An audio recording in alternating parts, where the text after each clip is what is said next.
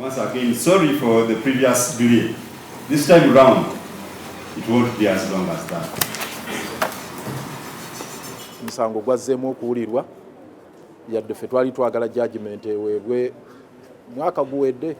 Omusango guno twaguwaaba mu March wa mwaka oguwedde ne tumaliriza pleadings zaffe mu May era mu June ng'ennaku z'omwezi 16 ne kuwulirwa ne batugamba notice egenda kuweebwa nga bawa judgment. Since then naye nga bwe mwategedde era nga bwe babagambye nti abalamuzi babiri bagenda mu Supreme Court kati olwaleero kweyunzeeko abalala babiri ne basobola okuweza kukola mu ey'abalamuzi abataano.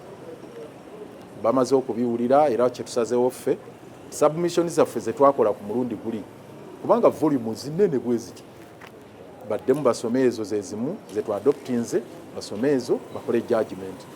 Babaddeyo ebibuuzo ebitono bye bawadde nga we mbiwulidde naye nga byetoololedde nnyo ku right to fair hearing oba Zaake okuba nti ddala yategeezebwa nti jangu mu parliament olwaleero parliament egenda kuteesa kujja mu bwesige okujja mu commission naye nga mubirabye saagala genda nnyo mu bujulizi ne state attorney akiikiridde government anoonyeza document abiikudde n'abikula ekyamazima nga tekuliiko bbaluwa yonna yaweebwa Zaake gye tuyita notice emugamba nti jangu olwaleero bagenda kujja mu bwesiga ate ng'ekintu ekyo kikulu nnyo. Download the app on App Store or Google Play Store now. Vision Digital Experience, the future of media.